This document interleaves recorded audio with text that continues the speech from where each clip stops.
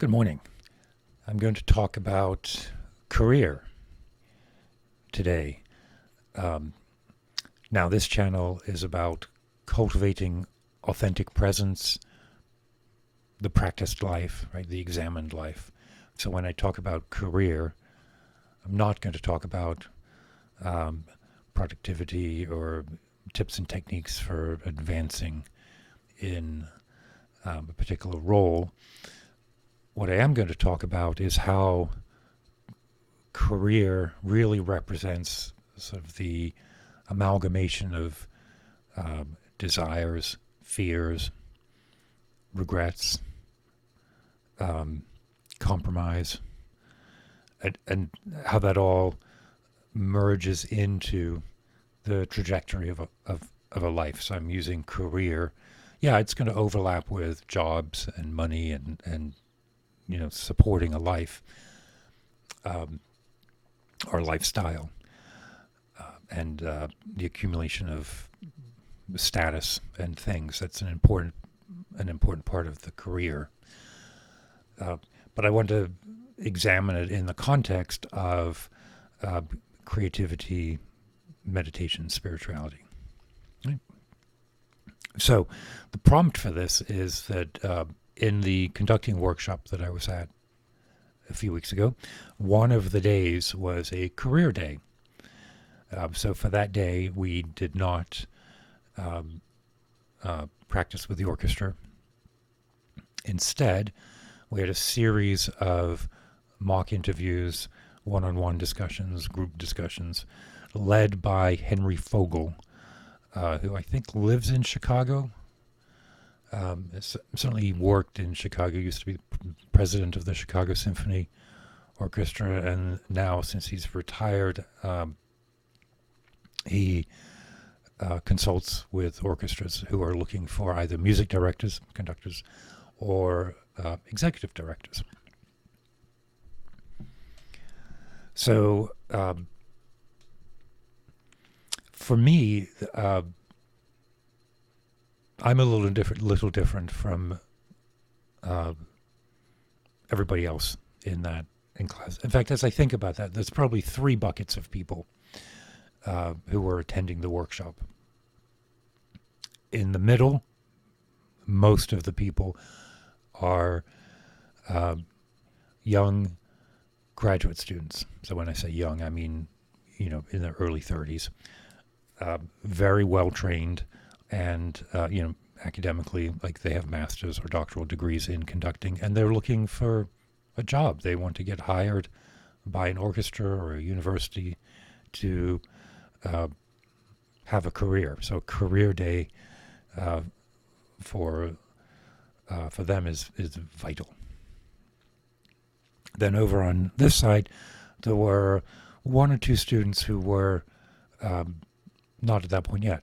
Maybe they were undergraduate students, and so a career day may have been a bit premature, still very important, very useful.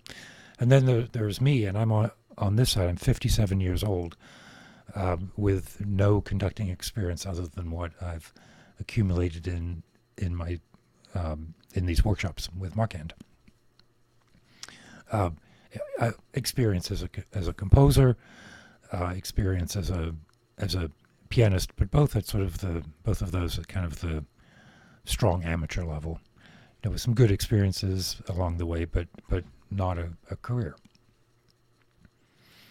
If I were to give you the 90-second overview of my career, my music career, as an undergraduate, you can see it up there, it's my undergraduate degree. I got a Bachelor of Arts in Music with a music major, focusing on piano performance. I then, over the course of a couple of years after graduating, managed to build up enough of a portfolio to get accepted into a master's degree in composition. I'd taken a composition course as an undergraduate, but I didn't really have a strong portfolio. But I built one up, and I got a master's degree in composition here in Pittsburgh, and then went on and started a PhD at the University of Pittsburgh. passed the comps, so then I became ABD, all but dissertation. I wrote a draft of the dissertation. I did not finish it. At that point, I probably would have been in my early 30s. And up to that point, I would have said my career aspiration was to become a college professor. Now, when I say that, interesting, there's a distinction between saying that and saying I wanted to be a composer. And of course I wanted to be a composer and a musician. But the aspiration was functional. Maybe that was a problem. Because when that no longer became operational, I really was at a loss for a long time. And did really not a whole lot of music for a long time. It seemed like a long time at the time. In retrospect, it was maybe 4 or 5 years. It just took a backseat. And I started working at the company I still work for. But I had a temp job stuffing envelopes. This was back when they used the 3.5 hard diskette. And so my job was to take those diskettes that were being produced with upgrades for clients and mail those out. I moved around jobs quite a bit. I took a course in Visual Basic Programming, got into a tech space right before the 2001 tech, or the 2000 tech bubble burst. And the rest is history, right? For the last, now 25 years, I've built up a career as not as a developer, but as a project and then program manager.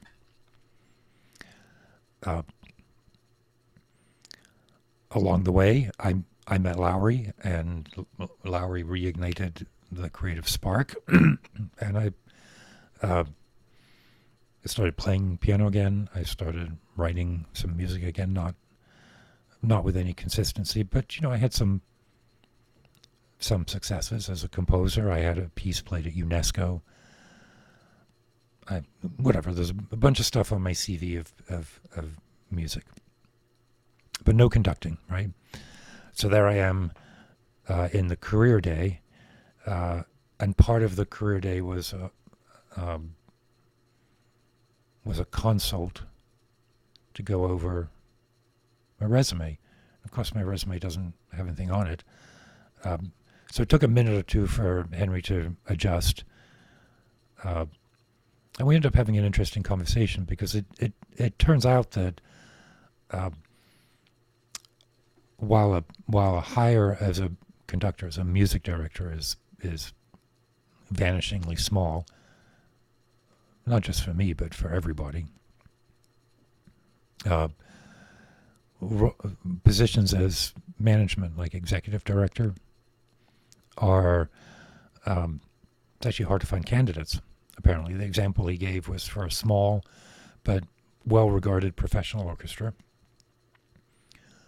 hiring both music director and executive director. They got 150 applications for the music director. He said about half of them were actually qualified. It boils down to 5 finalists, and then they hire one, which are similar odds to getting hired as a faculty in university, right? All these very well qualified people with PhDs in the field looking for work, particularly in the arts, right? A PhD in music composition, there's 1,000 of us being produced every year, and about 10 jobs, right? For the executive position, it's reversed. You've got half a dozen candidates, right, of which maybe 2 were qualified. So I'm not looking for a career change. I'm satisfied and also kind of enmeshed with the career that I have right now. But I am going to retire at some point, 5 years, 7 years. And part of what I'm doing with this conducting is I want to be able to take the time I'll have and maybe bring an ad hoc ensemble together to conduct my own music. But what if instead or as well, I retired and took a position as the executive director of an orchestra somewhere, and then worked there for 10 or 15 years before truly retiring. If my goal is to write and perform music and to do interesting work, executive director of a small, mid-sized orchestra would be interesting. And for sure, if I were then to say, hey, I'm interested in pulling together a vanity project, a little side project, I would know a ton of musicians who would be happy to do that. So that was eye-opening in a way. But okay, so let's pull this back in. The shift there is for me, and this may be easy for me to do because I'm 57 and I have a job. I want to write music and I want to experience making music. And in a real way, I don't have to make a living doing it. Now that's a problem because it means I'm not associated with institutions and organizations that have the resources to do that. So I have to find those myself. So a career is a set of aspirations and compromises against those aspirations.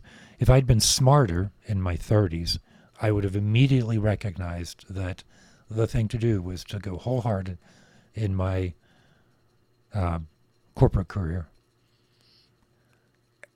and allow that right from the beginning to feed musical activity. And I didn't do that. I resented every minute I was a brat to be around, I'm sure, complaining I still complain. But I do it from a position of gratitude that I've had the career and have the job that I have. But in my 30s, man, I was insufferable about the sacrifice that I was making. I didn't need to make that sacrifice. This is a regret I have. I needed to have been smarter about the sense of being a musician and using the resources I had to do that. And instead, I allowed the fact that I was working outside of music to say first that I was no longer a musician. And then to really resent it, just a lot of resentment about that position. And so don't do that. That's probably my best career advice for anyone listening to this who's a conductor or a composer. Get a job. And don't worry about the label. I've spent all my life wanting a label. That's just who I am. That may not be at all a factor for you. That's why I wanted to be a college professor, because there was no question that whether I was good or bad as a composer was irrelevant. What are you? I'm a college music professor. I regret there were probably 3 or 4 times in my student years, right, from undergrad up through when I stopped doing graduate work, probably 2 or 3 times when I really could have picked up conducting as an undergraduate without doubt. If I had said, hey, I'd like to study some conducting, Bill Matthews, who was the composer and orchestral conductor there, would have taught me what he knew. Now, he wasn't a conductor. He conducted well, as far as I can remember. A college orchestra made up of some majors, but small liberal arts college. Sometimes I think that is what I really wanted to do, is teach composition, conduct an orchestra at a school that at the time had 1,200 students in Maine. Wonderful. All I would have had to do was ask, and he would have set me up for a semester or 2. And I didn't do that. And then this next story is absolutely classic in a way. As a graduate student at Duquesne, I was studying with David Stock as a composer, and I'd written a piece that was going to be played by the new music ensemble that he also conducted. So we were heading into a rehearsal of that piece, and he came in and he had fallen and broken his arm that morning. And he said, "Andrew, could you conduct this?" And I got up there and I didn't know what I was doing. So within a minute, he was like, what I should have done then is immediately turned to him and said, "I don't ever want that to happen again. Teach me." And he would have been delighted. Again, he wasn't a conductor. He was a composer. He stood in front. He was a terrible conductor in a lot of ways, but so musical that those two I think of as regrets, because I just wasn't confident or capable enough. And who knows? Who knows? But I don't regret where I am now. And for one thing, you can never regret where you are. What's the value in that? I can course correct, which is sort of what I'm doing now, except it's not correction, it's accommodation. So a career is money and status, it's income. But what it really is aspirations, compromises, and then wise stewardship of the resources that you get in. So if you're watching this and you happen to be young, early career, I wish someone had told me this when I had finished my master's, before I went into the PhD program. Perhaps even earlier, although I really loved doing that master's degree with David. Go somewhere for a year, 9 months, and say, I'm going to go someplace I've never been before. I'm going to get a shitty job somewhere, whatever, a temp job in an office. And from that place, I'm going to see what I can do musically. Play an instrument. Well, I'm a pianist, so I would need a piano. So how would I do that? It's a challenge. If I'd shown up in, I don't know, Wichita. Never been there. Mid-sized town, probably roughly the same size as Pittsburgh. Where would I go if I needed a piano and I'm living in a studio apartment? Right? Find that out. Lowry used to talk about this with his students, actually. Actually, exactly that. If you've gone through the art program, his desire for you as one of his students would be to be taken, dropped anywhere, with resources to survive, like a job that allows you to pay rent and groceries. And the only mandate is to make art. How do you find the people? How do you find the materials, the resources that you need? How do you make sure you have the time? And let everything be driven around that. I know that sounds a bit utopian. If someone had said that to me when I was 35 and struggling to finish a dissertation, I would have said, yeah, right, whatever, that's great. Can I get a job interview somewhere, please? But in retrospect, getting a